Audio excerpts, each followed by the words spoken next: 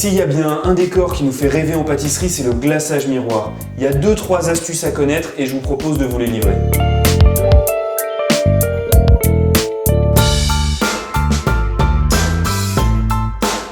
Alors pour démarrer ce glaçage miroir, on va commencer par faire chauffer notre crème.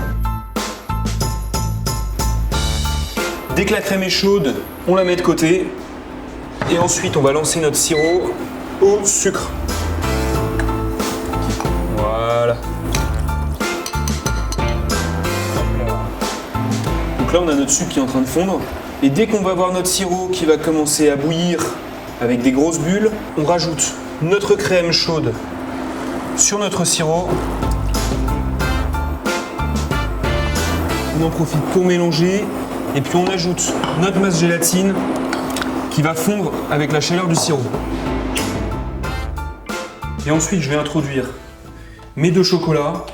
Alors petite astuce, prenez le chocolat de votre choix, lait, noir, blanc ou dulce.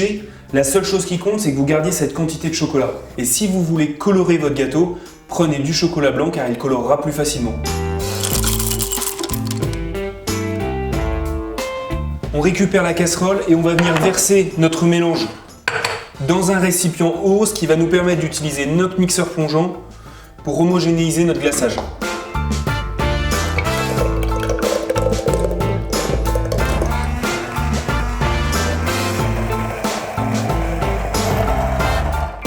Astuce numéro 2, faites attention à ne pas introduire de bulles d'air dans votre glaçage.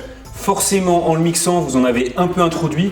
Alors ce que vous pouvez faire, c'est tout simplement remuer votre récipient comme ceci. Les bulles d'air vont monter sur les parois du récipient et vont ensuite éclater. Ça va vous permettre de faire disparaître vos bulles. Voilà, votre glaçage est prêt. Alors, il est trop chaud pour être utilisé sur un entremets congelé. Pour cela, il doit redescendre en température aux alentours de 30 degrés. Et pour tester que c'est bien à 30 degrés, vous trempez votre doigt dans votre glaçage et si vous avez une sensation de fraîcheur quand vous touchez vos lèvres, c'est que votre glaçage est à la bonne température. Et dernière astuce, n'incorporez surtout pas d'air dans votre glaçage. Pour ça, utilisez une spatule si vous devez le remettre à température, mais jamais de fouet.